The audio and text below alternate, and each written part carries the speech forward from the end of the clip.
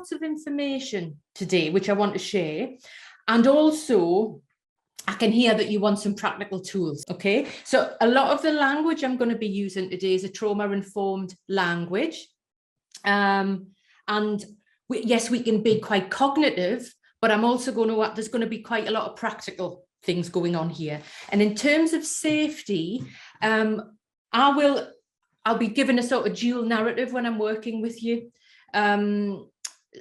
So you can mirror this when you're working with clients. And a really important thing when we're doing this work is that we look away.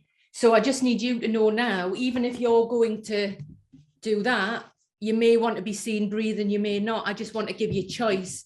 If you want to physically move or put the camera off or just flip it over there when you're breathing, or if we're doing something, just so you feel safe, because that's something that's very important when we're working with clients, either online or in person, that you say to them when it's been agreed that I'm not going to be looking at you, I'm going to be looking away. I mean, I have the sort of side eye where I know they haven't left the room, you know, I know they're there, but it's just, I mean, even now, just experiment with that difference of energy when you look away from the screen to looking at the screen.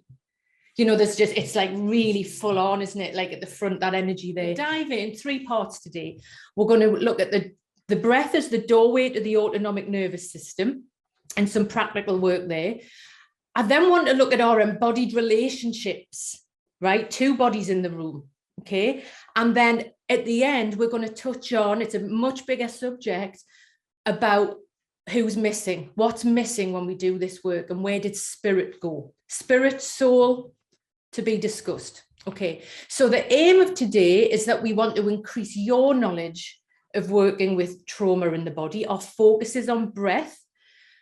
I would like you to be able to, and throughout this, just notice which clients come to mind, to reflect on your client's autonomic nervous system and yours. And also to really highlight where there might be moments of connection with your client, something bigger, and how we can really begin to integrate this into the room, how we can begin to integrate this into the room with our clients. And this is online as well. Okay, so the area of working with the body and the breath, the body, I'd say, is before the breath in terms of interest, is huge, right? And this is because of Bezel and his book, The Body Keeps the Score. Now, every week, a client is pulling it out the bag. Yeah, the clients know about it. It's in W.H. Smith's.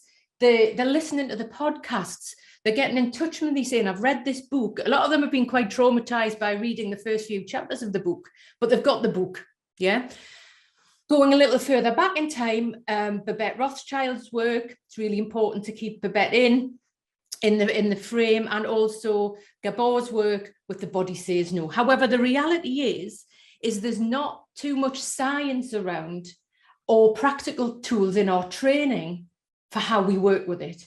You know, some people talk about somatic in the body, but they're quite in the head doing it. They're not teaching us how to work with people. And there's something that's really important, that it's not magic. And as this subject gets more and more popular, and this every week, I see this in my client work, there's no quick fix. I have clients coming as if, right, I've got to get in with their hurry up driver because they've seen something online, or that this is a type of new therapy, as if it can happen quickly. So there's no quick fix. There's no magic potion. It's integrated into our work. It's many layers of work. All of our clients are different. All of our clients are different. I'm not putting a CBT model on the top of it that works at all. This is for you to integrate into your work, in your toolkit, so for you to be able to use accordingly. And for some clients, this is not suitable at all. Not suitable at all. So I need you to use your clinical judgment there. And also our clients need to be really aware of what's going on. Luckily, they have more of an interest in this than ever before, where they're coming in and they want the homework, they want the breath work, they want the movement.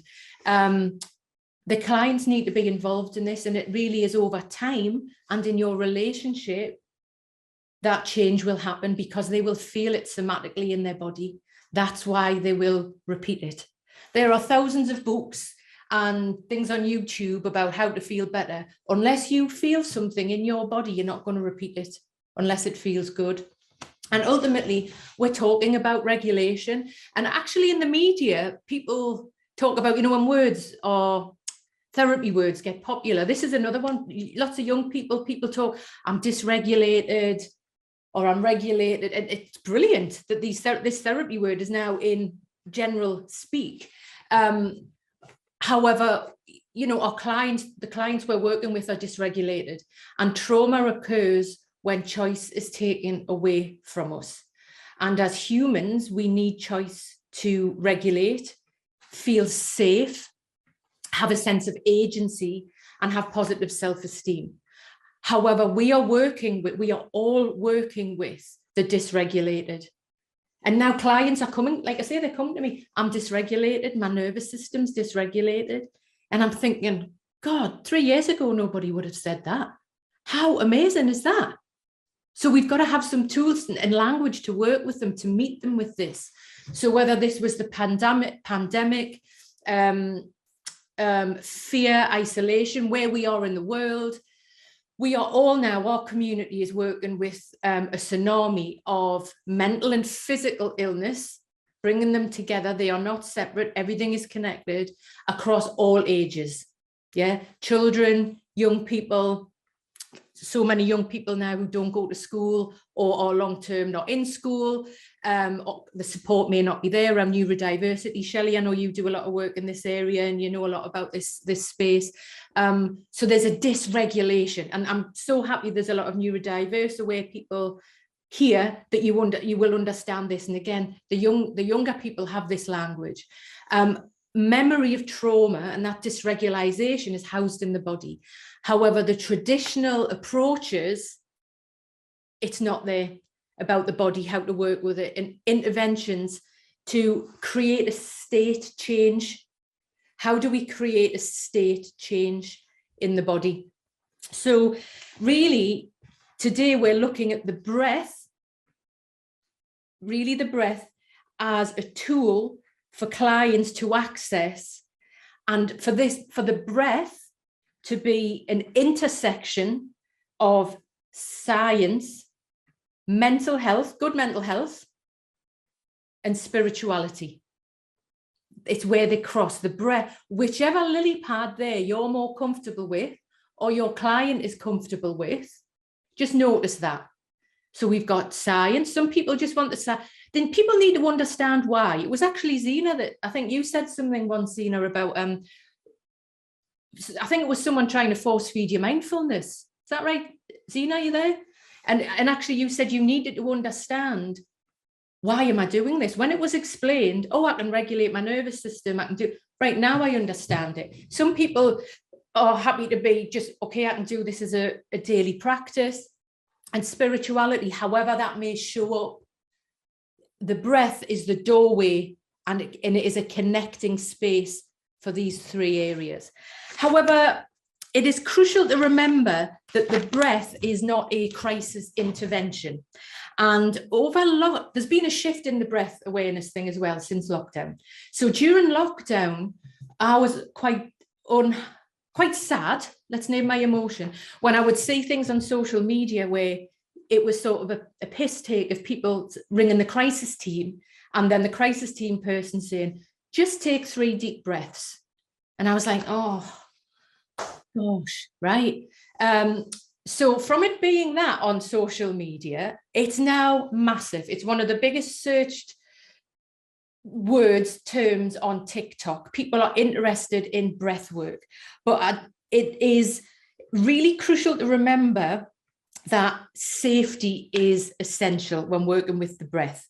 So rather than mocking the breath, anyone here who may have had the experiences or been around it or is a yoga teacher, the power of the breath and how that can shift. I now know the blueprint of science that sits on top of it. So we really have to be able to talk to our clients. When we talk about breath, I have to encourage you to the next line to be talking about the nervous system.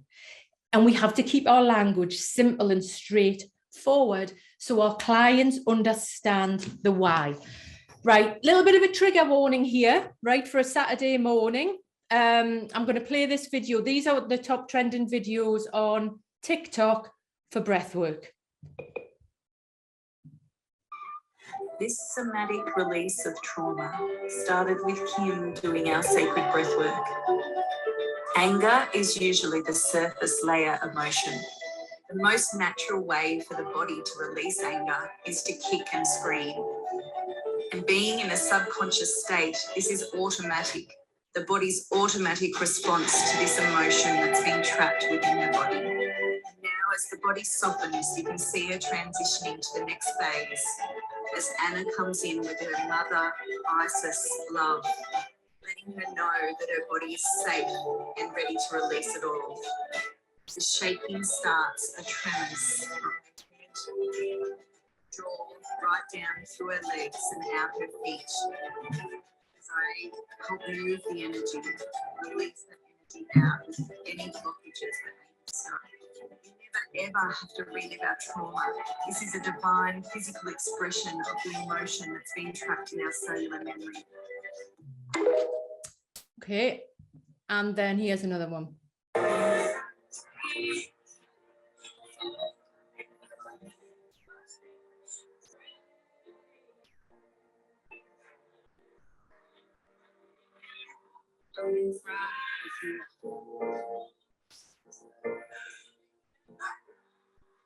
Right, switch that off. So for me, that is absolutely terrifying. I don't know, it would be good to hear your opinions on that. So this is, if you could probably pay 20 quid, 30 quid, 40 quid, same as today, and go to that workshop, probably not too far from where you are now, something similar, with somebody banging a drum, some crystals in the room, all that. And don't get me wrong, I have been in those spaces, and that's why I have such a strong opinion, because I've been in those spaces for a long time. If regular people want to go and do that, that is fine. We are working with dysregulated, some of the most vulnerable people in the country. Yeah, we are working with vulnerable people, and for me, that is not okay. So it's interesting. Some clients of mine, they have come to me where this has happened to them, and they've been literally, they haven't left. It's really triggered so much trauma within them. They have had to take time off work. There's a lot of voodoo magic floating around in that space. So again, around safety, I just want you to check in with how that made you feel, especially if you think of your trauma clients. So that's what's out there. And there's a bit of that quick fix in that for me when I watch them, and I find them, I can't actually watch them, to be honest. I find them to make me really angry, because I've been in those spaces, like I say, and people are suddenly on retreats, disappearing, flying back home. They're not there the next day, or their husband or their partners had to go and pick them up. It's like, wow. There's a lot of not safeness there.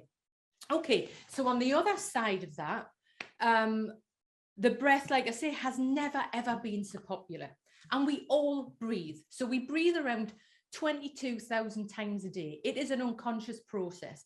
Right now, let's breathe. After looking at that video, which is a bit awful.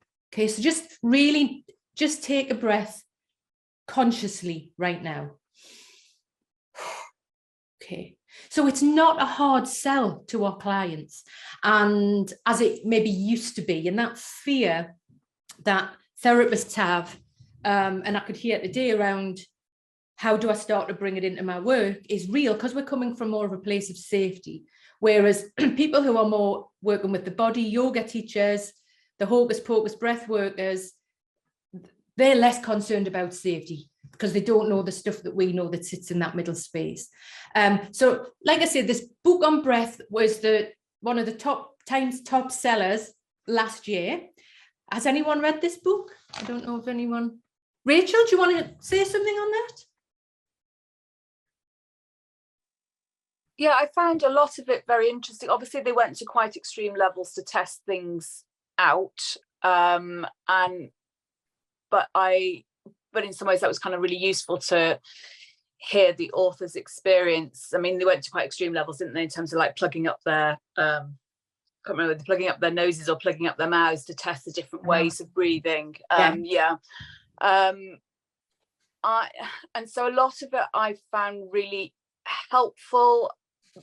I did personally find that towards the end of the book they were getting a bit woo-woo, which I found less helpful, and I don't know whether then that put me off embracing it a little bit, but that was just my personal kind of reflection. Thanks, Rachel. That's brilliant. Thanks for sharing that. So there's also a World Breathing Day on April the 11th. And again, TikTok, social media is absolutely wild for it. So it's, like I say, it's never been so popular. Headspace and Calm, use of these apps online or even just on YouTube or at an all-time high. And actually, Calm and Headspace have shows on Netflix and HBO. So there's a money machine behind it as well. And they have celebrity contributors like Harry Styles, Lucy Liu, John Legend, Idris Elba, and actually even Lady Gaga talks. And I don't know if, I'm sure you've all seen this, but this Lady Gaga Oprah interview is fantastic. And she talks about her fibromyalgia and using the breath to actually be able to regulate. So if we're talking about autoimmune, that's just a brilliant video to watch. So it really is out there. Okay, so I'm going to ask you right now, let's do something practical. I would like you to, just so you know, I'm going to turn away from the screen when we do this, and I'd invite you can choose to either stay looking at me, or you might want to turn away, or you might want to put your camera off, or just flick your laptop to one side, whatever you feel comfortable with. And I'm going to ask you just to sit on the edge of your seat, so you're not just laying back like you're watching the TV. So, and just take a moment just to tap your feet on the floor, maybe just tap your heels in the floor. Just notice where your feet are in contact with the earth, where you're sitting on the chair. You may notice your spine lengthening, shoulders widening. And just notice if you prefer to breathe through your nose or your mouth. Just if you prefer to breathe through your nose or your mouth. And I'm going to ask you to inhale and exhale. So we're going to continue with this for 3 more times. So inhale. You might want to pause for a beat and then exhale. Second time, inhale. Eyes can be open or closed. You choose, you decide, or somewhere in the middle. Exhale. If you're feeling super anxious, really exhale through your mouth. So maybe experiment with that. Inhale. You might want to pause for a beat and exhale through the mouth. We'd usually do things in 3s. Just stay connected with where you are. You don't have to look back at me because we're going to do a little bit more. Again, the dual narrative here is we've turned away. No permission is, please, when you're working with people, I need you to quite quickly figure out if they can breathe through the nose or the mouth. We'll pick up on this later on, but there's a lot of shaming around. Most trauma survivors can't breathe through their nose, basically. No. Yeah, through their nose. Okay, so we don't want to shame people by saying take a deep breath through their nose if they spend their whole life breathing in and out through the mouth. So really give choice around that till you can figure out if they can breathe through their nose or mouth. That's okay. So we're going to build on this a bit more. Let's do 3 of the next breath. So again, taking attention to where your feet are on the floor. You might feel your hands on your legs. You might notice the spine lengthening. Eyes open or closed. Please always give choice. Eyes open, closed, somewhere in the middle. Just imagine how awful that is. Someone's telling, the clients will please us, right? Do not tell them to shut their eyes. Do not say this is a safe space. Give them choice. Always give trauma survivors choice. Okay, we're going to do this again. Different language here, 3 times. So we're just going to take our awareness to when we inhale. So this may be through the nose, this may be through the mouth. So we are going to inhale, up, pause. Now we're going to passively exhale. So we're going to do this 2 more times. So we're wanting to just extend that exhalation. So inhale, you might pause for a beat. Just really focus on that, slowing down your exhalation. And one more time, inhale. And passively exhale. You might even give people this as homework. How could you even do this when you wake up in the morning, when you are waiting for the kettle to boil, in the shower? I'd like you to practice the passive exhalation. Okay, let go of that. Here's another one. Okay, if people like to count, right? So I'm going to bring this in as if they are nose breathers. However, you can't, nose and mouth is fine. However, it's also fine to just drop the nose thing if that's not right for who you're working with. So, okay, so we're going to do a breath now that's going to help us feel a bit more grounded and steady. Just check out feet on the floor, where we're sitting on the chair, spine is long. Just experiment with rolling your shoulders. So we want our ears and shoulders away from each other. And if you like, and when you're ready, very important phrase, if you like, and when you're ready, let's inhale for the count of 4, 2, 3, 4, pause for a beat, exhale for 6, 2, 3, 4, 5, 6. Pause for a beat, inhale 4, 2, 3, 4, pause, exhale for 6. If it's a bit long to get to 6, don't worry, just go to 5, even 4. We're just wanting to extend that exhalation. Then from the final time, inhale up.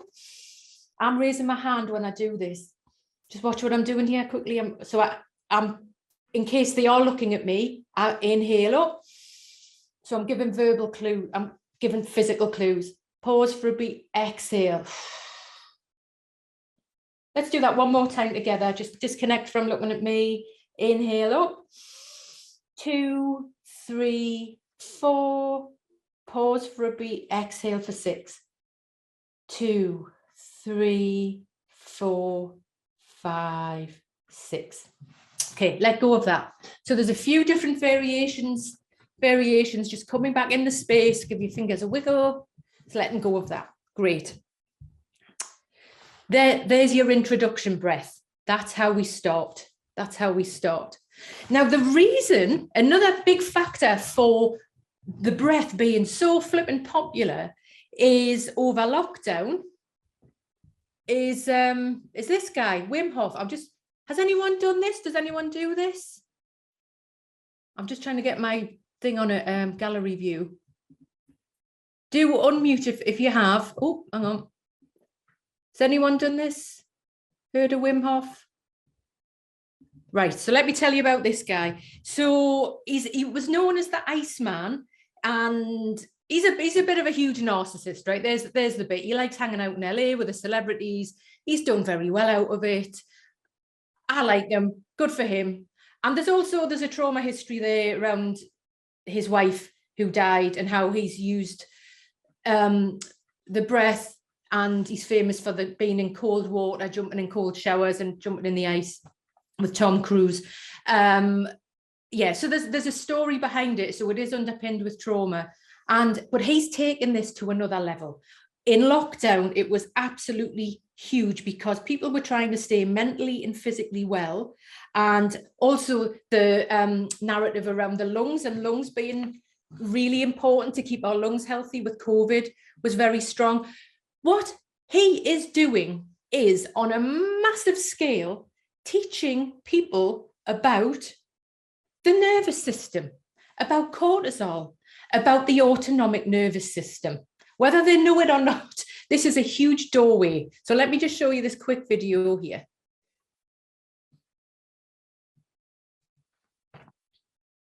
Improve sleep. Through going into the cold, you activate yourself to 100%. That means a cortisol will get out of your body, and adrenal axis activation resets the body, by which all the hormones like melatonin, which is responsible for sleep, is able to set in much more smoothly. Thus your sleep will be better. Great. So he's doing all of that. Good for him, right? He's making a fortune. I think he makes about 20 grand a workshop at least. So and also where he comes in is with the alphas. So less of the maybe fluffy stuff, that is the alphas, the men. It's another doorway for what we are talking about here. So let's work with Wim here now. I'm not going to play this for the whole thing. We're just going to do it for a few minutes. So again, just making yourself comfortable, sitting away from, you can watch or you can turn away. Do what feels best for you. We're going to do this for about 2 minutes. So let's go. Let's work with Wim.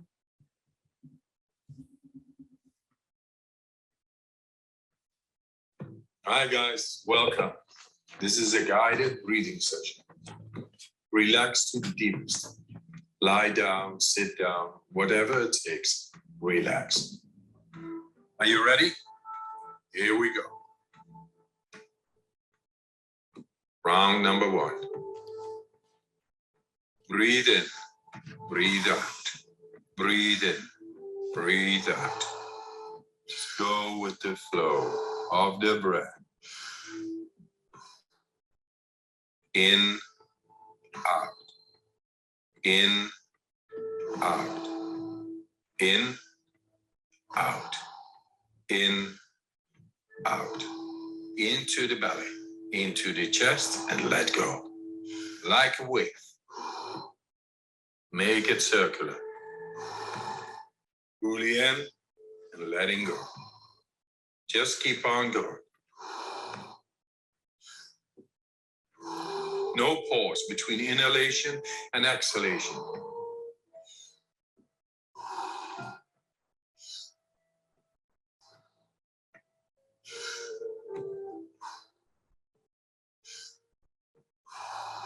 Ten more. Fully in, let it go.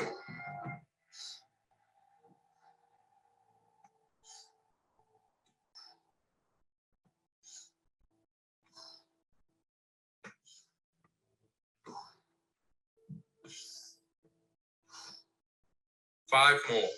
Let's give it all we got.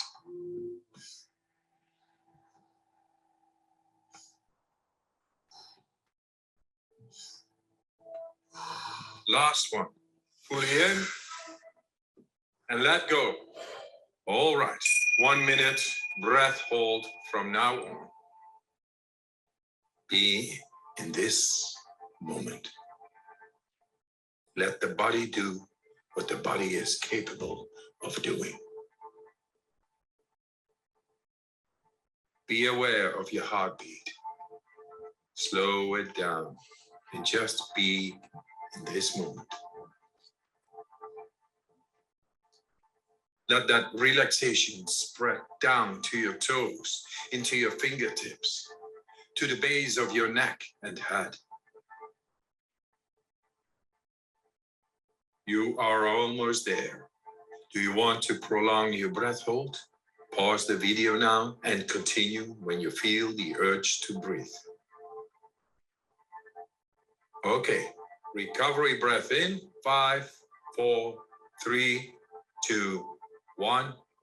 Take a deep breath in and hold for 15 seconds.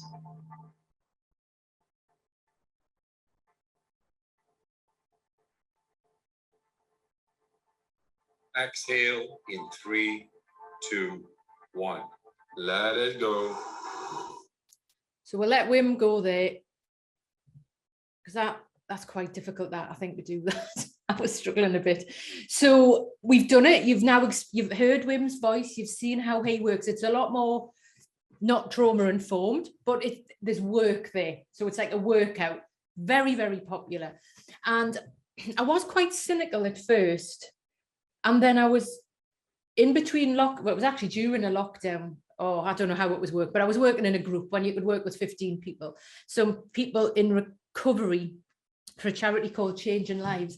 And this lady would come to the yoga, and she's brilliant. She's in her 70s, completely glamorous, you know, nails, makeup, everything done at like 9:30. And she's in her 70s. And we did a gentle bit of breathing, just the trauma-informed breathing like we've just done. And then at the end, she told the whole group, well, every morning I get up and I work with Wim Hof. She said she fancied him, right? And she found him very attractive. And she loved his voice. But she would go, and I was like, where's this woman got him from? You know, I'm in the middle of, there's this place in Newcastle that it was just quite bizarre. And she says, oh, in the smart recovery and rehab, they taught us so every morning we did it in recovery. So that was really great for me to hear, really great. So we know that the breath is popular. We've been working there with some breath. Just check out your blood pressure, and if you need a drink of water or something to eat, just check in with what you need. The Wim Hof breath is a bit full on. I'll send you the video if you want to practice that. So it's really important we talk about the autonomic nervous system. And Babette says that at the very least, becoming familiar, and I'm sure you already are, but becoming familiar with the autonomic division of the body's nervous system, the ANS, is a must for those who work with highly distressed and traumatized people. So that's us, yeah? Grasping the ANS will provide key tools for both client containment and therapist self-care. And again, I feel really honored that we've got people here today who maybe are earlier in their journey. Please, we need to look after your self-care. It's not about us giving everything to the client. How are we looking after ourselves so you can have a long, healthy, creative and enjoyable career and not burn out? So there's two bodies in the room. So our breath gives us the ability to self-regulate, and it's critical to our sense of agency, healthy narcissism, and social confidence. So recognizing these states and the capacity to support autonomic transitions. What I mean by autonomic transitions is the higher anxious energy, the sympathetic nervous system, and then you've got the parasympathetic, the lower. And we want to really be looking at what the middle looks like. So when we talk about changing state, when you exhale for longer, whether you are counting for 6, whether you are passive exhalation, the entry to this is the passive exhalation, right? To share with your clients, when you exhale for longer, you activate the parasympathetic nervous system quite quickly. Give this as a tool for your clients to work with between sessions. So it's very simply passive exhalation, longer exhalation. Just doesn't have to, you might want to inhale for 4, exhale for 6. It's for them to notice where they might be feeling agitated, anxious, or something's happened, how they come down. So it's about shifting state. And the breath is central to this. You can pin this to the window of tolerance. So again, with hyperarousal, sympathetic, fight, flight, increased emotions, if we're up here, what do we need to do? Even if it's just for a hot minute, not even a minute, a flash, where the client can feel a bit calmer. When something's happened, they will hear your voice. They'll think, I'm going to breathe. Because we can forget to breathe. Zena, you were mentioning earlier that sometimes you forget to breathe. Is that okay to mention that, Zena? Yeah, no, I noticed that. I've noticed long periods of really holding my breath. I mentioned it earlier, it was my experience on ADHD medication. It's very helpful for me to work, but I don't enjoy it. And I find myself holding my breath. When you were on it, you were so focused you forget to breathe. I forget to breathe when I'm on it. Wow. I work very well on it. Interesting. And the reason it came to mind is I took a break and I remembered to breathe, and I felt such a huge difference from it. So that becomes a balancing act for me. I need to earn money, I need to work as well. So how do I kind of, while trying things like this, is again, you know, how much can I regulate myself through learning more about arousal and breath work. So it's a bit of an experiment for me. Okay, good. I'm interested to hear what you think about it as well, and how you get on with it, because it can sound simple, but then and then I hear my clients come back and say, oh, this week a client, she was, something had happened, our dog had died, it was really sad, and she said she was able to, rather than getting lost in that, in our grief and our trauma, she was able to just come back to just breathe, just that gentle dip. You know, a lot of our clients spend their whole life up here, but even if it's for a moment, a felt sense, dropping down a bit. Okay, so within the lungs, we're going to do another breath here. I want to keep this practical before we take a break. So first of all, I hope you could hear me say there about some trauma. Please check out if your clients breathe through their nose or their mouth. I put it in my, you know, the check-in form that you do when you first meet clients, the thing that I have that when you meet them and you go through what's what. Some clients, it's ridiculously not relevant. So I will edit it out if it's not relevant to the work. But if it is relevant to the work, I'll just ask them, do you prefer to breathe through your nose or your mouth? How is he breathing? Sometimes they'll say, oh, I don't breathe through my nose, I just breathe through my mouth. Or they'll say, oh, I'm going to just notice that. I'm not quite sure. I'm going to notice what's going on there. So again, it's how trauma survivors tend to breathe through their mouth, upper chest. So again, just to take the shame away from that, because can you imagine if you're going on about breathing deeply through their nose, they're trying to please you, and it's just not good. So really awareness of that. If it's fine, that's great, you've checked that out. Okay, so let's come back to our lungs here. So we've got a good few 12 pairs of lungs here with us today. Okay, so I'm going to ask you just to gently turn away. So if clients are struggling to breathe, just let the hands fall to the side. And if you like, and when you're ready, gently raise your arms up. And slowly exhale down.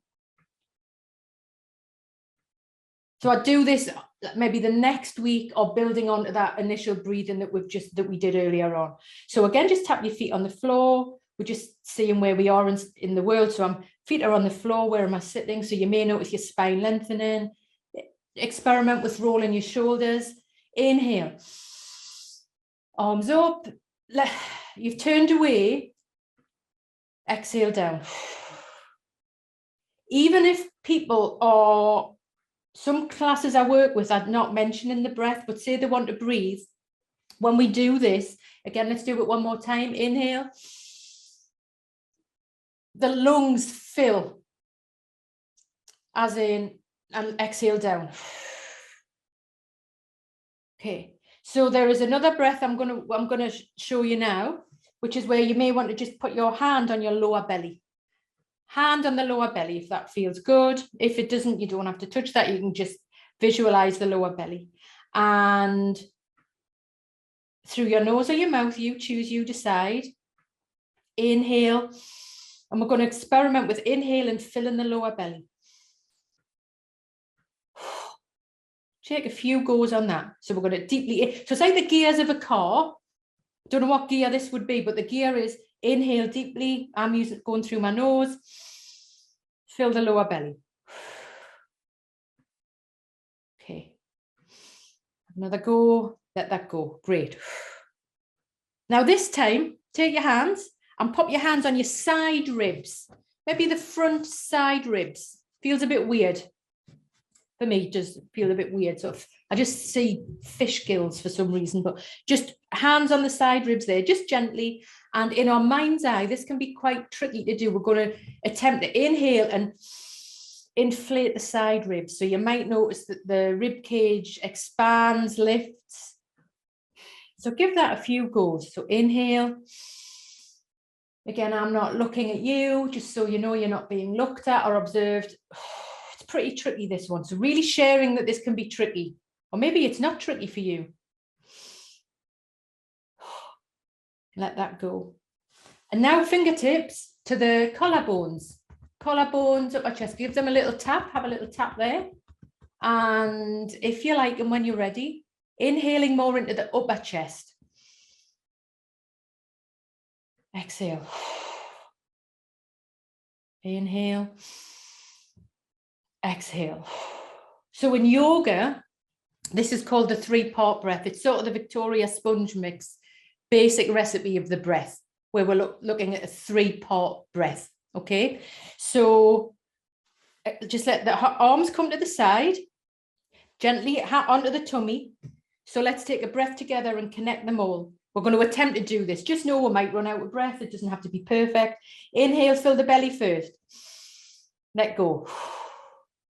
Inhale, side ribs, hands on the side ribs. Inhale. Let go. Upper chest, inhale. Let go.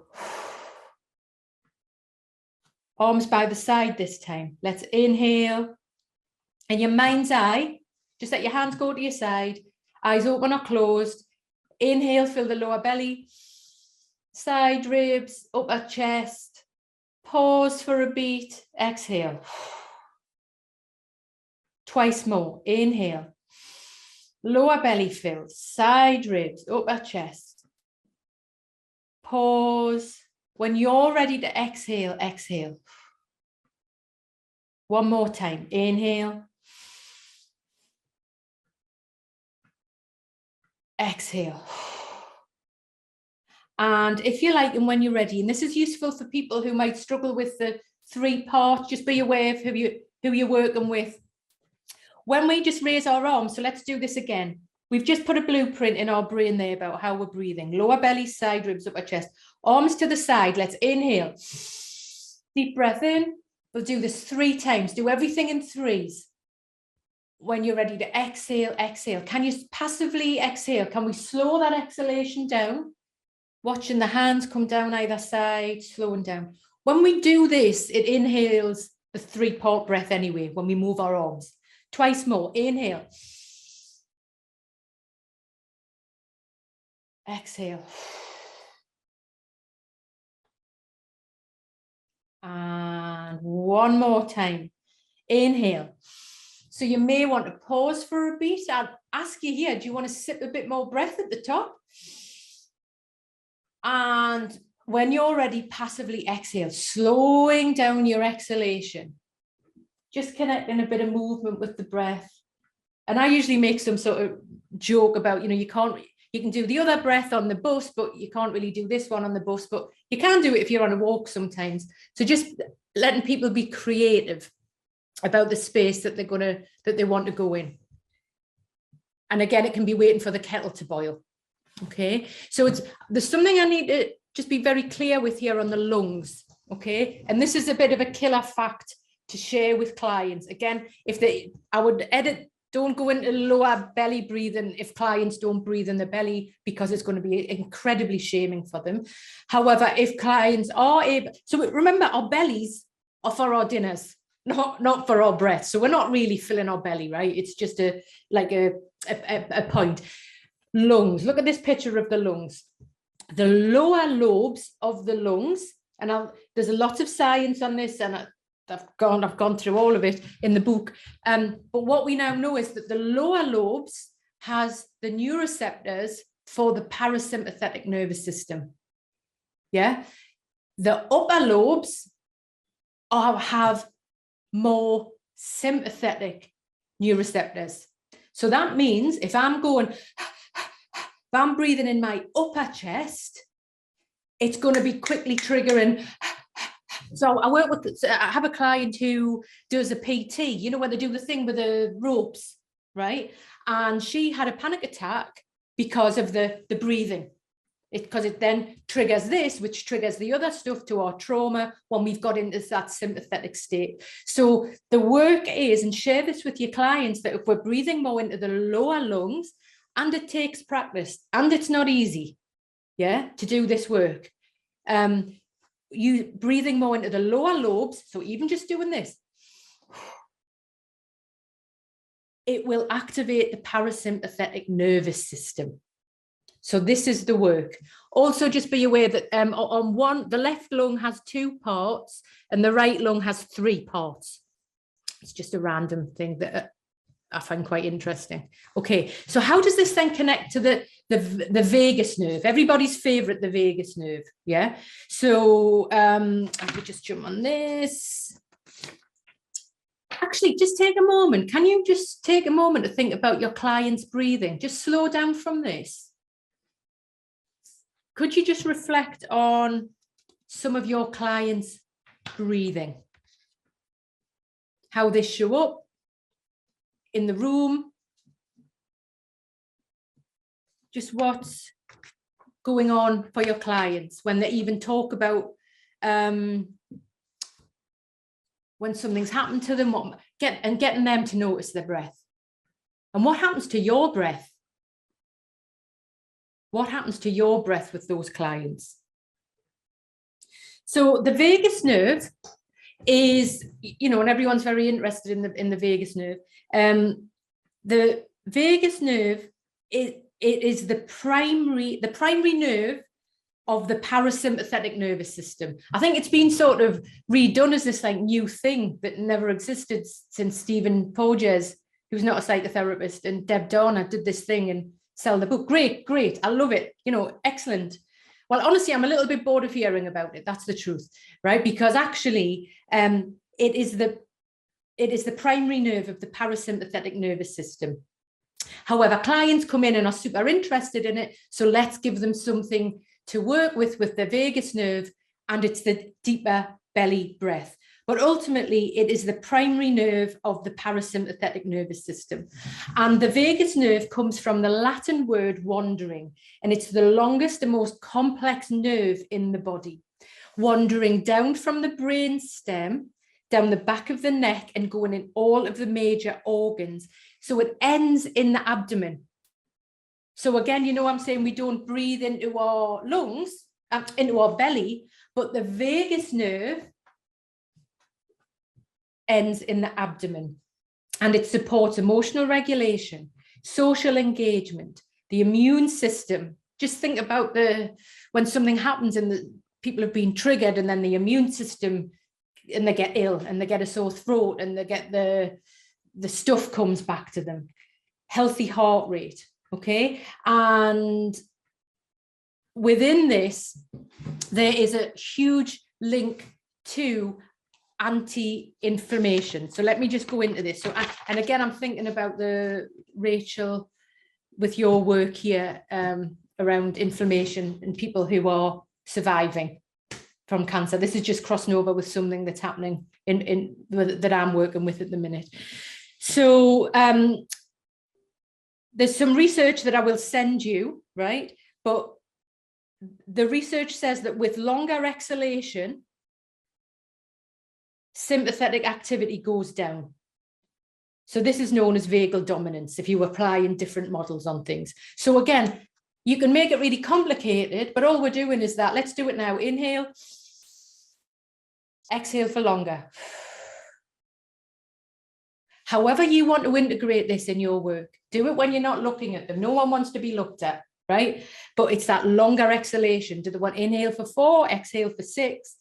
So in vagal dominance, chronic stress and stress-related conditions reduce and positively affect heart health, cardiovascular health, okay? So that vagal dominance leads to better immune functioning and reducing inflammation. There was some research just last month came out that yoga, but also that link to the breathing, reduces inflammation markers in the blood of people who are, I don't know the right term, Rachel, around they've had treatment and then they're in that phase where for cancer treatment. Yeah. Do you know what the phase is called, Rachel? I don't know. I don't want to say anything incorrect. Just like, do you mean just like the post-treatment kind of adjustment phase? Is that what you mean? Yeah, so just to reduce inflammation in the body. So right. It's right. Yeah, I just didn't want to say anything wrong. So it's specifically with cancer survivors that the research has showed that, and if you go, I've had to go into the research, and it makes sense because it's reducing the inflammatory markers in the blood. So for me, I also see implication for this with autoimmune. A lot of my work is people with autoimmune, and around inflammation in the body, colitis, all sorts of stuff. Yeah, fibromyalgia, so that we're able to share some science with this, so with our clients, so they understand the why.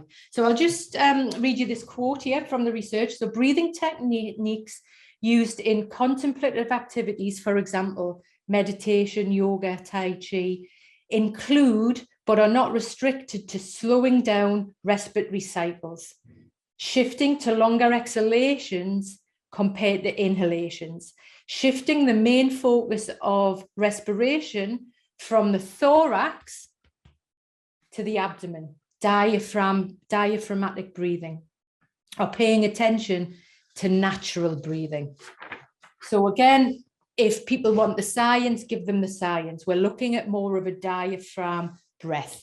Okay, so let me just jump. There's some things I want to just flag here before we're going to take a coffee break, right? So I'd like you just to have a little move, just shift that and just have a little move.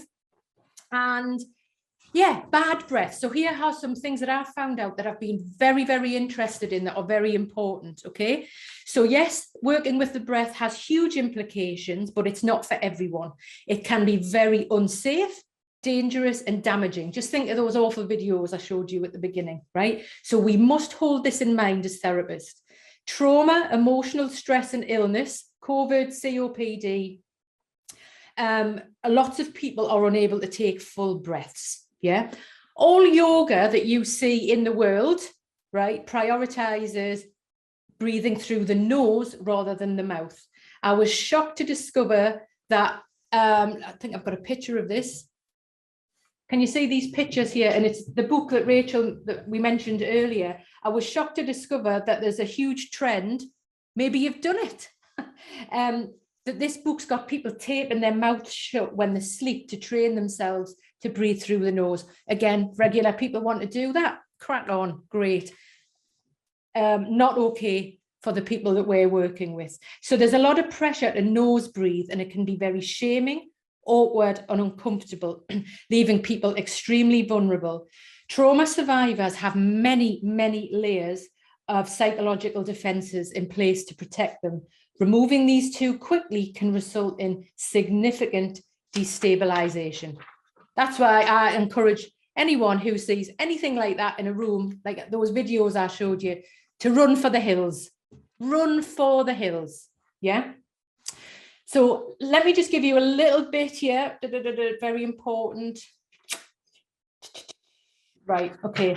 Nose breathing. I just want to cover this off before we get a coffee. Right. So the purpose of mouth breathing. Clients, just do it now. Breathe through your mouth.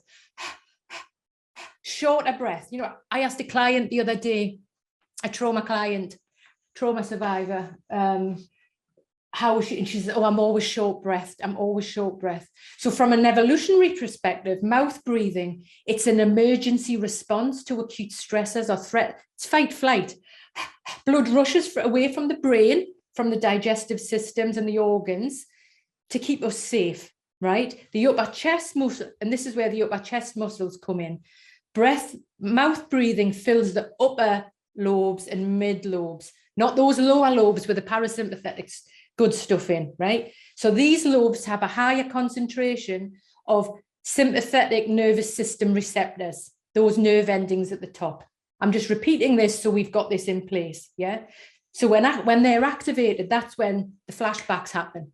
That's when my client is thinking that something's going on and the body takes over, okay? So the vagus nerve will benefit from breaths that are longer and deeper.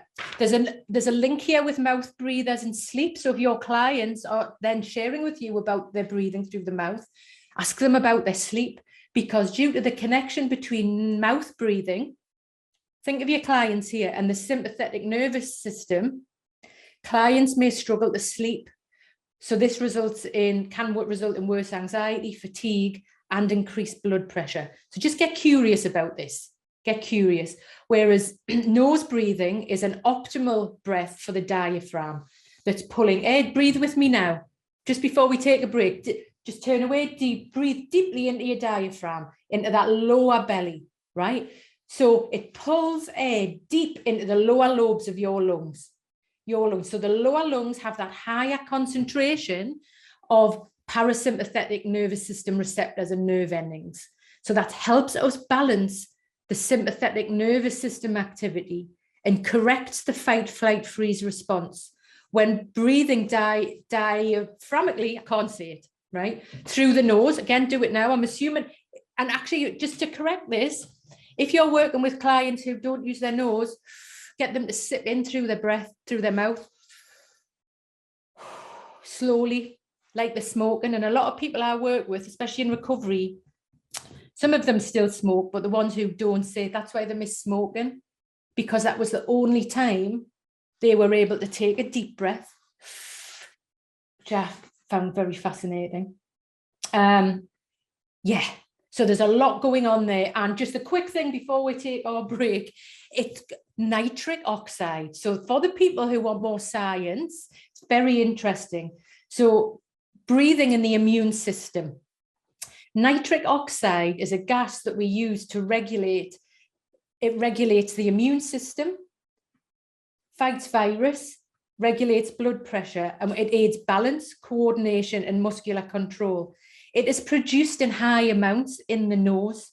And a recent study compared nitric oxide production in nose breathing and mouth breathing clients and found that the nasal passages produced a significantly higher amount of nitric oxide than mouth breathing does. So think about our clients. I'm thinking about my clients with immune system, fibromyalgia, the whole life. Our clients, the trauma survivors, all through the mouth, they get sick, right? And then they get the meds, and then they get sick again, and then they get more meds. So when exercising, the nitric oxide levels increased in nose breathers and not mouth breathers, implying that nose breathing can protect against long-term stress, whereas mouth breathing will not. So there's some information there. And again, just be mindful around shaming with that. Okay, it is very important that we remember that there are two bodies in the room, two nervous systems interacting with each other, two bodies in the therapy room, client and therapist. And we're going to explore and get curious about the extent to which your body, your breath, and your autonomic nervous system is impacted. So this morning, we've flicked on the parasympathetic. So with all of us as a group, we'll be syncing with each other and feeling that tiredness or what might be going on for you in that parasympathetic state. So the potency of body countertransference.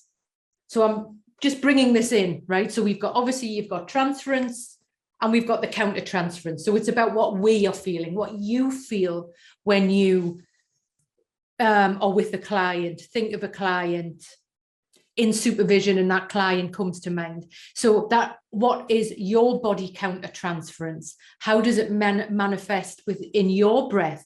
I'd like you to notice this from next week. Your first client on Monday, what's happening to me? How do I need to regulate your body? Because this isn't something that was in my training. It's not really there. Hopefully it's coming in a bit more now when certain books are being put on reading lists. But yeah, to actually look after ourselves. So I love this quote by Freud. It is a very remarkable thing that the unconscious of one human being can react upon that of another without passing through the conscious. And when I was doing this in the week, you sort of think of the visual of two people in the room, but it's not just in the room. A client can come to mind. For me, I'm thinking that I'm going to be seeing them, or I may not have seen them for a long time. And I'm thinking of them, and then they email me. These things happen, and there's a connection. There is a connection. there's something playing out, but in that unconscious conscious, yeah, you don't have to be in the same room for this to be happening. And I feel very strongly that all countertransference with your clients is an embodied experience, all of it. Because when is it ever disembodied? When is it ever disembodied? I thought that was sort of the funniest head-off picture I could find for a Saturday morning. So yeah, it's never, ever disembodied. And it's really important that we hold that a regulated nervous system can balance out other nervous systems naturally around it without having to do or fix anything. Yeah, just notice how some of your clients may have left your nervous system and breath. Sometimes I'm with a client and I can't breathe. Recently, I was with a client and I had to just slow it down and go and open the window. And I would share, when you're talking, I can hardly breathe. And she said, that's how I feel, like I can hardly breathe. So it's how we bring this in physically in the room and to notice what is going on. I feel like I can hardly breathe, like I can't move. What's going on? So the autonomic nervous system is not simply autonomous, but it is regulated through interaction with others. And remember, we're working with people who are dysregulated, whether it's the higher, more anxious, sympathetic state or that lower, more depressed, hypo-parasympathetic state. Our own nervous system, think about clients in a day, are dragged up and down, depending on who we're sitting with. Yeah, and what the work is to, and I'm going to encourage you just to, and I'm sure you do a lot of reflection anyway, but say you've been working with clients either that night or the next day, if you're feeling really tired, just to reflect on, what was I working with yesterday? What was the content? What was the work? Was it heavy? Was it this? Because there is a process going on in your body. Sometimes we're not tired, but other times we're really tired because our work is exhausting. It is absolutely exhausting. So again, I'm just going to invite you to notice maybe different clients that you've worked with, and maybe a neurodiverse client, ADHD clients. I know for myself, when I work with clients with ADHD, because I'm neurodiverse, my nervous system, I'm quite activated and I'm connected and we're on the threads. I've got the thread, I know what's going on. Yeah, so it can go a lot quicker, rather say if I'm working with grief or something a lot lower, heavier. There's a very, I can feel very weighed down. So let's just go into breakout rooms. Let's just do 10 minutes, Zena. But we now have a lot more neuroscience and research about mirror neurons and their function in empathy and another person's experience. So your experience, just like EJ shared there. So they were clinically unproven until about 20 years ago. But now they've knowing about this, and I'd like you to take this into your work next week. It's completely changed our understanding around brain, nervous system, and social behavior in relationships. So the mirror neuron is a type of cell located throughout the whole nervous system. Yeah, so I'm going full body here, full body. And they fire, I love that, firing neuron when we observe a behavior or emotion in another person. And that's really sitting with me, that picture EJ just painted for us there. This person might be online. It might be in therapy. It might be when we're watching a film or something on Netflix and we can't stop crying. Watching a movie, reading a story. We are moved. We are moved physically, emotionally together. We are moved. So when we observe someone experiencing an emotion or action, the observer's neurons, your neurons, fire as if they are the ones acting. They stimulate internally without physically producing the action. Thus, the mirror neurons provide a link or a mirror. Again, thank you for that example, AJ, between the other person's actions and our own actions. So this positively does enable us, individuals, to experience what another has gone through, as if they were the ones carrying them out. Okay, so often this felt countertransference caused by the firing of the neurons in your body. So in your work, your neurons are firing. In the past, it's been understood as empathy. Yeah, empathy has been seen as far more as just cognitive or a psychological phenomenon, which, however, Babette says that it is an integrated process involving both cognitive and somatic body activity. There's lots of different explanations for this, but I do love this quote from Nick Totten. Our body bathes in and soaks up the embodied presence of the other. We catch fire from them. We breathe them in and metabolize them.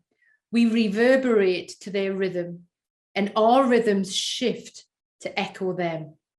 So they do help us. This also helps us explain why at times our empathy runs out. When somebody's just told me this and I have no reaction, we become burnt out. Yeah. So this unconscious mirroring may be a major factor in our profession around risk of compassion fatigue, vicarious trauma and burnout. And this is relevant to all therapists. To have some people say, oh, I've got 30 clients a week, I've got 40 clients a week. There's no stronger version than another. No, that's not true. And you might see it in your training, you know, where there's like the ego and the be strong, and yeah, they'll just fall off the end, right? They will disappear and they will be gone. I've got all these so the NHS, right? No one is invincible to this.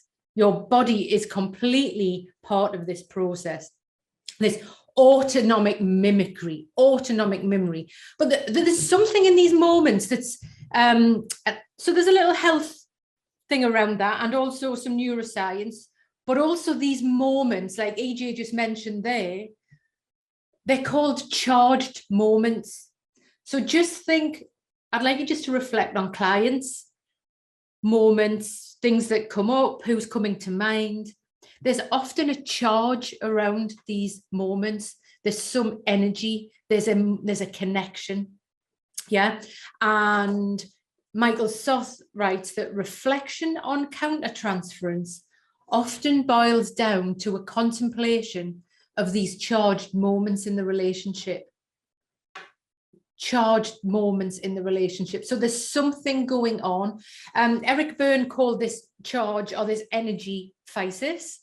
And there's a few people here who've mentioned Patricia Clarkson. She called this metanoia, which is then what she named the Bramble, where you're studying. AJ, I think you went there as well. So this is these charged moments. It's extremely powerful, extremely powerful.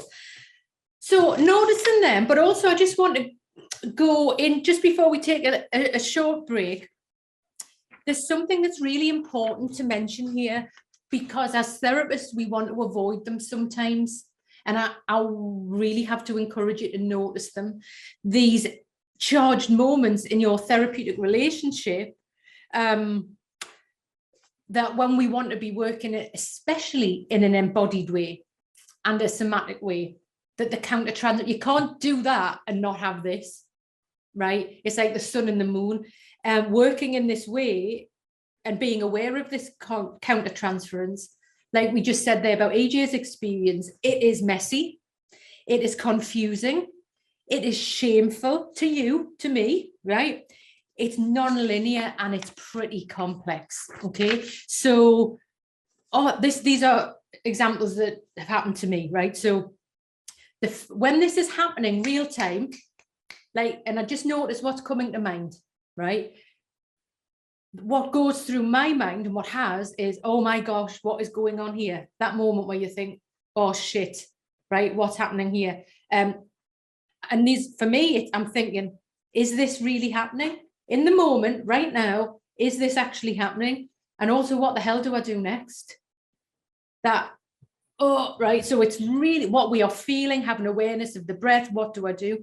So please remember that this happens to everyone. This happens to me all the time. So for people who are just starting out and you haven't run out the door yet, stick with it. This is part of the process, that learning that AJ mentioned earlier. So surrendering to the process is difficult and it is uncomfortable. And it takes many failed attempts to, and really to screw up. And it's about, I've got it wrong, and being the bad therapist, because that's where we remember. AJ remembers that example. I remember many examples. Because actually what happens is, I had a client I was working with who, I'll explain this, it was online, we're in lockdown, she's in America, I'm here, long-term client, she's pregnant, she goes into freeze, I go into freeze. This is where I'm thinking, oh my God, is this happening? I don't know what to do. And we were literally both down the well. There was nobody up top. And I'm really thinking, wow, because my brain and body were in the freeze state and I just didn't have a clue what to do. I didn't have a clue. And after the session, I was left feeling like a failure. I could not change my client's state, that I did the wrong thing, all the critical parent stuff. I was also worried that my client's pregnant, and have I impacted her baby by not doing anything, by the baby in utero? So this work actually involves meeting the full force. When you are open to this, which you all are, you're meeting the full force of your client's trauma, pain, grief, and sadness in a very spontaneous process. And there is a reenactment that takes place in the here and now. That reenactment is what happened to me when I'm down the well. There is learning from this, there is supervision, there is support, but it isn't very nice. Okay, so please remember that this level of work is transformative and not damaging. It is transformative and not damaging. By noticing and working with this conflict, it will reorganize itself. You don't have to reorganize it. It will reorganize itself. And Michael Soth again says that he sees this reenactment and how to deal with it as the central issue for all relational psychotherapy, which I think is extremely powerful. Okay, so there's something that I'm going to talk about that we all want to avoid. And this is noticing discomfort, edges, what's spoken, what's not spoken, what's felt in the room. And I'm really going to ask you to notice who's coming to mind, who you're working with next week, who you're dreading working with next week, who you're looking forward, just what these feelings are, who's coming to mind. So in particular, I also want to highlight erotic charge. And this is something that happens and is often avoided by therapists. I actually recall being embarrassed and ashamed to take erotic countertransference to supervision. I still am, but I still am. So Alison Priestman writes that our profession's collective intolerance and dread of erotic countertransference is real. So when the erotic comes into our capacity to witness, when the erotic comes in, our capacity to witness can be compromised and we get lost in the intensity of the relational exchange. So working relationally, our task is to dance between these poles, and it's hard, of the detached witness and somebody swimming in the soup with our clients, that being down the well. So the erotic can threaten to overwhelm either or both of you, both participants. We are in the sway of powerful emotions, which means that the potential for transformation is also present. So when I'm saying this, I'm going to ask you to check in with your breath, your body, what's going on. So it's uncomfortable, it's sticky, it's hot, it's wet, it's the stuff where we feel ashamed of bringing. This is all part of our work with the breath, the nervous system, and knowing and trusting in the work that it will reorganize itself. Okay, any questions around this before we move on? Any questions? Okay, so again, I'll send you some of these quotes. Do people ever read them? I don't know, just maybe absorb them now. That please remember, Pat Ogden says, clients do not project into a vacuum. It's important to acknowledge that there's always a grain of truth in whatever you are feeling. Yeah, the phenomenology of the experience, what you're feeling, that little thing that you might be embarrassed to take to supervision. That's where we reap the methodological rewards of working with the countertransference. The systemic countertransference is Michael Fordham describes as what we feel in our body. And also, this is a little bit older now, but where we talk about the brain existing in our bowels, the gut, the bowels. What are we bringing into this space? So it's all very charged and active. So let's take 10 minutes now, go and grab a coffee. Feel free to bring it back. And we're going to just work into a bit more of something more energizing. In fact, just before we do that, I'm going to stop the share. And I'm going to ask you, maybe look away from the screen. Can you have a little wiggle? Can you have a little move? And just bringing your feet onto the floor. Let's do another breath, just coming into a more energizing state right now. Okay, so feet on the floor, spine is long. Another breath. This is called the square breath. The breaths we did earlier were more for anxiety, bringing us down, right? These ones I'm going to do now, and we'll do more after the break, are making it a bit more steady. Okay, think about a square, right? This square can be like an old-fashioned Python game on a phone, or I sometimes say it like from my hip up, there, or it can be anything. Let the client visualize a square just when you're speaking. So we'll just go into this. So I'm going to be turning away, so please know that I'm not looking at you when we're doing this. So just noticing your normal breath, just coming in, taking this normal breaths. And what we're going to be doing is I'll let you know beforehand, so we're not going to be getting our brain confused. We're going to be inhaling for 4. So imagine a line going up from the corner of a square, holding for 4, going across, exhale down, hold for 4, back to the beginning. If the square is getting you in or not, let go of the square. It doesn't matter. Just stick with my voice. If the square is useful, use the square. Here we go. So we are going to inhale for 4. 2, 3, 4, hold, 2, 3, 4, exhale, 2, 3, 4, hold, 2, 3, 4, inhale,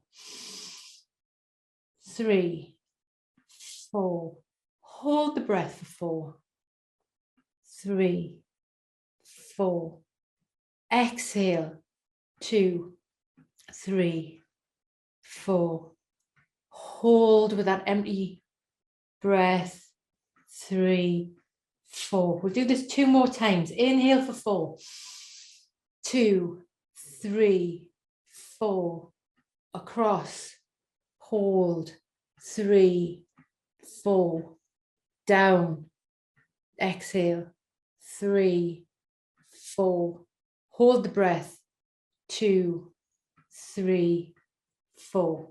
Last time, inhale, 2, 3, 4, hold, 2, 3, 4, exhale down, 2, 3, 4, hold, 2, 3, 4, and just letting go of that square breath. Wiggle your fingers, wiggle your toes, maybe notice the floor, tap your heels where you're sitting on the floor, letting go of that breath. Move, just I'd encourage you to move your arms, notice what you need to do, and let's come back in 10 minutes, so 25 past.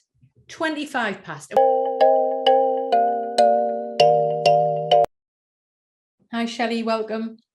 So I'm going to ask you just as we move into this next part, slightly more energizing and literally uplifting, hence the music that was just on. So it's slightly more energizing and uplifting. So rather than being high, the breaths that we did earlier were more for taking the sympathetic state down into steady, slightly more steady and up.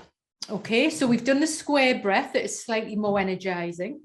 So I'm going to ask you this time, turn to a different side. Feet touching the floor, just noticing where your feet are on the floor. And this is assuming that the clients you're working with are happy with nose. If they're not, you don't do this. Okay, with one hand,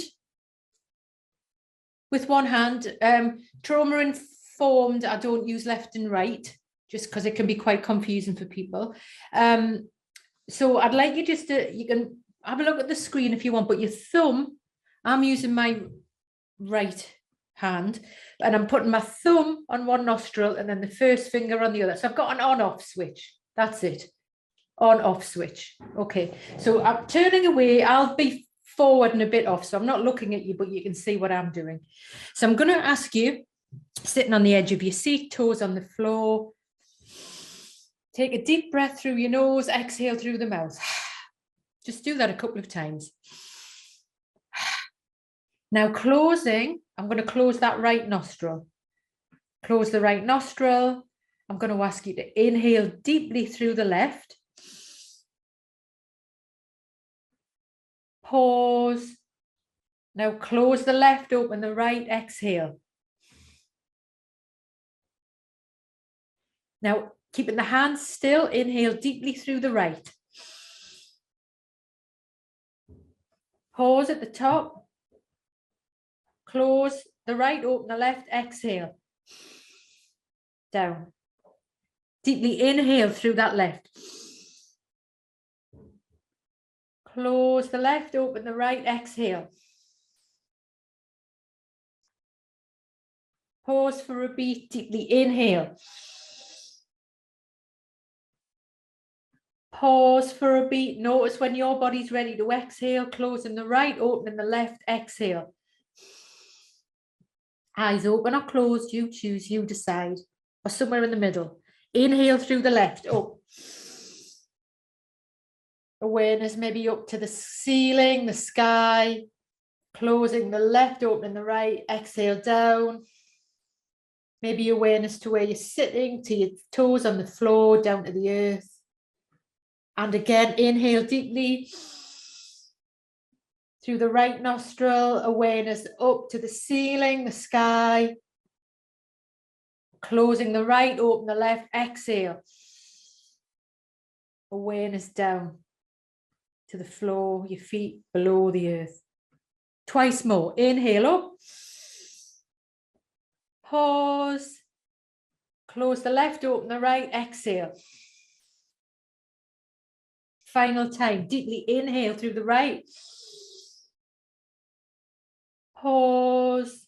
Close the right, open the left, exhale.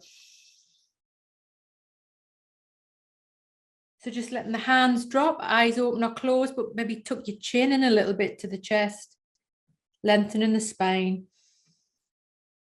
Just taking some natural breaths. Just checking in with how you feel, maybe wiggle your fingers, wiggle your toes, coming back into the space, coming back into the space. So slightly bringing the energy a little bit higher, a little bit higher. That's called the alternative nostril breathing. All these breaths are from yoga. I'm just trauma informing them and we're delivering them without any magic haze. There's trauma survivors, there's often a mix up with left and right and it gets a bit confusing and shaming. So the language I use is very much the hand that's on the side of that foot that's out. So as a yoga teacher, or if I'm working with the body, it's hard work because you've got to sort of keep the language simple. So yeah, I would highly recommend if you're working in groups or working with people, just drop the left and right out. Just reduces the chance of shaming and it makes it a bit more accessible. Thank So you. great question. Great question. Okay, so we're looking at something higher, raising our spirits, So we have to remember that the work we do, people get well. Yeah, people get well when we work with people. So, you know, we are reflecting here and noticing moments where our clients' autonomic nervous systems, yes, they can be anxious, yes, they can be depressed, yeah. In our work over time, clients get well. We wouldn't do this job otherwise. It takes time. It does take time, always time. And there are no quick fixes, but change does happen. Our work is with the shadows presented to us with mind, body, and spirit. Yeah, spirit or soul, just you can sit with that on what side of the fence or the robin where you want to sit with that. The spirit soul is often missing or forgotten about in our training, in our clinical work. And we must acknowledge the overlap between psychosocial and spiritual dimensions in our work. All beings have a yearning for something higher, that higher. And only when we, they, us, are in a safe space of calm, regulated by breath. So it's back to the breath. When we are regulated by breath, when our nervous system is regulated, our sense of spiritual connection with humanity, whatever that might be for the client or yourself, is at its highest. And major life events, world events, lockdowns, pandemics, wars, the environment, everything, the list's huge. Often who we thought we were no longer defines us, age, mortality. And people are searching more and more for more fulfillment in their lives.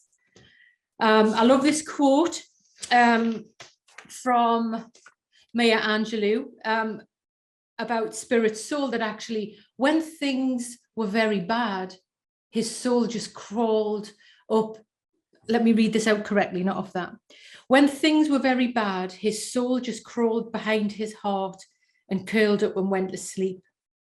Yeah. And we're really in our work, you know, as therapists, the body's just becoming like a new thing that we're talking about. I've been doing this for years and only now it's sort of the momentum's there.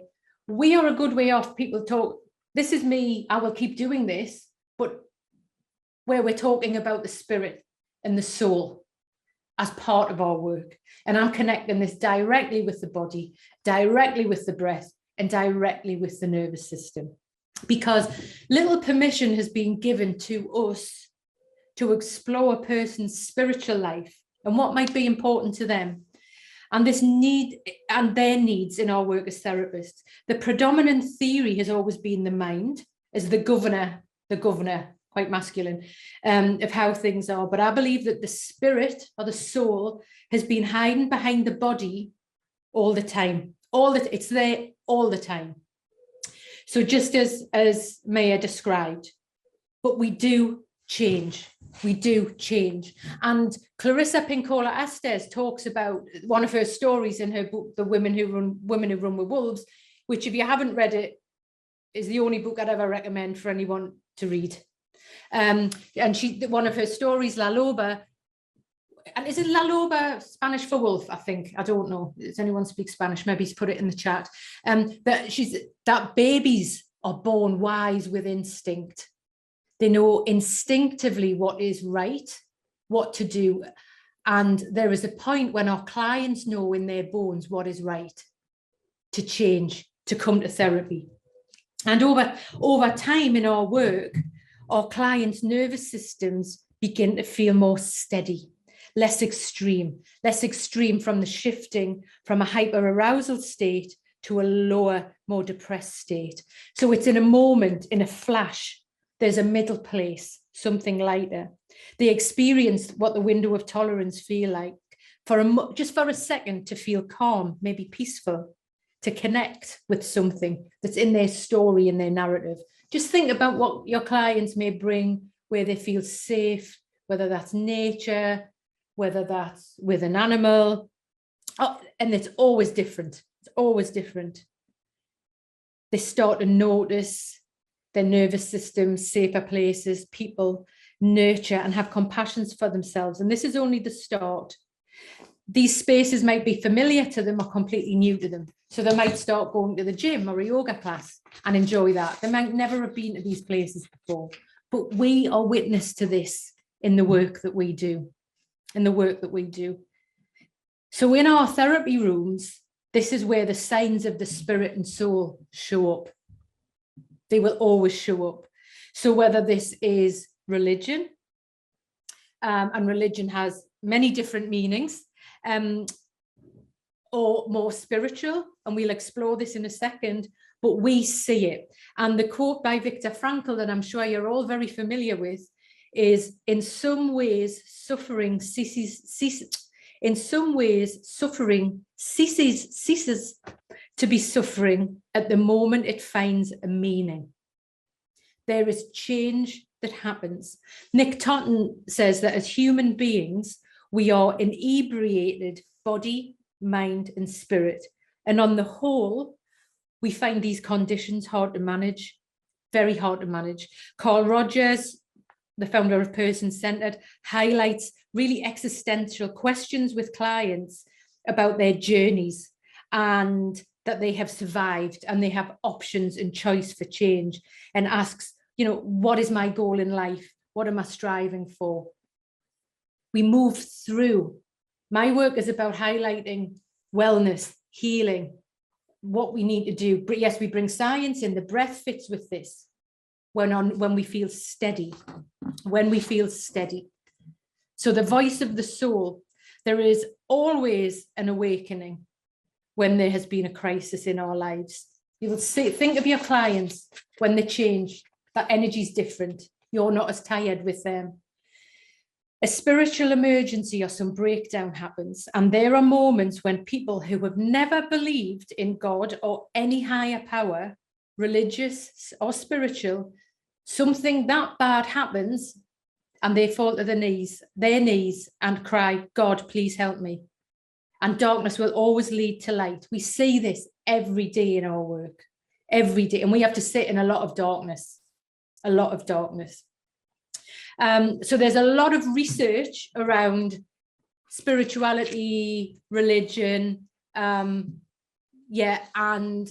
where this plays a part in healing, really giving people another space to be. So religion, it can, lots of buildings, scriptures, rules, that might be a space for people. And spirituality, again, is open. What does that mean? What does that mean, spirituality? So it often tends to be more spontaneous, associated with love, inspiration, wholeness, mystery, personal devotion, nature.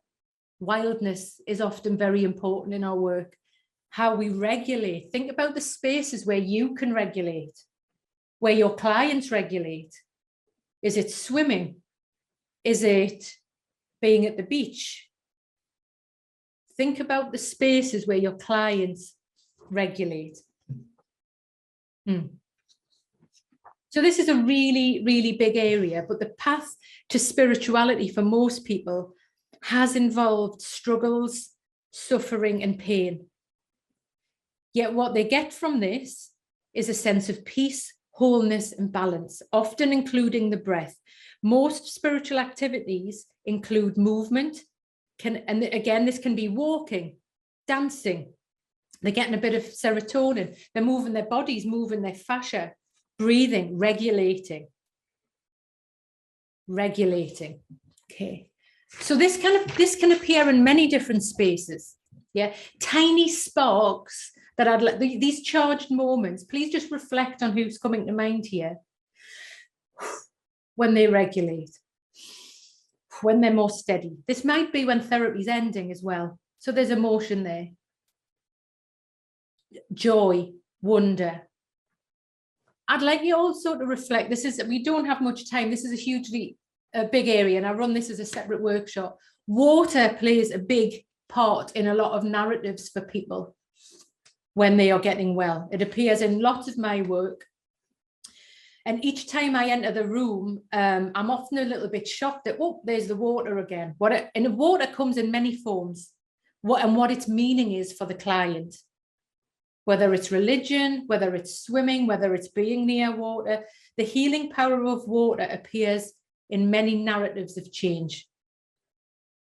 And according to Carl Jung, water is the most common archetypical system of the unconscious, and all religions hold a reverence for it. In Islam, there's something called the primordial water, where the origin of life comes from, full potential, purifying, cleansing the outer body. Think about newborn babies in water, or adults being baptized, fully emerge, becoming reborn. In the Hindu religion, water has spiritual cleansing powers. In Sikhism, ashes are scattered in rivers, part of rebirth. In Judaism, there's a custom to pour out water on hearing the news of a death. Very, very powerful, very, very powerful. We might even see in our clients that they just want to go and sit by the ocean, take a swim, have a shower, have baths. So just think about what it means for your clients to believe in something, because they move to this state, whether it's cooking, art, dancing, spending time with their grandchildren, gardening, whatever. It's always different, but there'll always be roots of this spirit, soul, in the early days of therapy. And I'd ask you to get curious about that and hear, and even create a space for that soul spirit to be. Really at the beginning, the first session, is there anything spiritually or religious that is important to you? However you want to phrase that, just to give them a space to bring that. They may not bring it, they might bring it, but you've created some space for that. So when we regulate, because change happens, we wouldn't do this job. Okay, so there's something that I think is wonderful when clients become more steady during therapy and choose to be in those places. Think about yourself, the spaces you like to be in. The spaces where we are very small usually. I like to be in the ocean, or near the ocean, under a big sky, or near a big mountain, something big, much bigger than me, much bigger. When we're in these places where we feel good and safe, we are creating an embodied state of mind, body, and spirit. Awe and wonder, beautiful words, awe and wonder enter our worlds. A numinous experience is what Rudolf Otto called it. And it underlies all religions and spirituality. And it has three components. One is, the first one is, I'll probably say them wrong, but I'll have a go. Mysterium, right? Numinous is wholly other, something that is entirely different from anything we experience in ordinary life. It may be something that takes your breath away. It evokes a reaction of silence, a moment. Tremendum provokes terror because it presents itself as overwhelming power. And fascination, something that is merciful and gracious. These experiences arouse spiritual and religious emotions when we're steady. Nervous system, steady, the breath. It might be the birds, the sounds of the world where we are connected. And this shows up in really different ways. And I'd like you to think how it might show up in your work. I know there's a lot of people work, like younger people I'm working with, and they talk about manifestation, and they've got the manifestation board and they're doing these things. Or a client will talk about that they've seen, I think I've got some examples here, that they've seen a robin. Here we go. They'll say, oh, this weird thing just happened. Or I keep seeing my numbers in different places, my lucky numbers, but there's a space for them to bring that. And I'll say, oh, what's your lucky number? Recently, a client, we did this, and she said 3 and 33. And the clock was 13:33 when she looked on the thing. It was, but these things happen. And it's how we're creating a space for this. Oh, the white feathers falling from the sky. The robin at the window, or the robin appearing, what does that mean? Or they'll say, my dad's favourite song keeps coming on the radio. I went to this place, and a person that I went to school with who knew me as a child just happened to be there. So in this steadiness, this connectedness, this spirit soul, this when we breathe and become connected, healing, maybe this is, things happen. You're fine.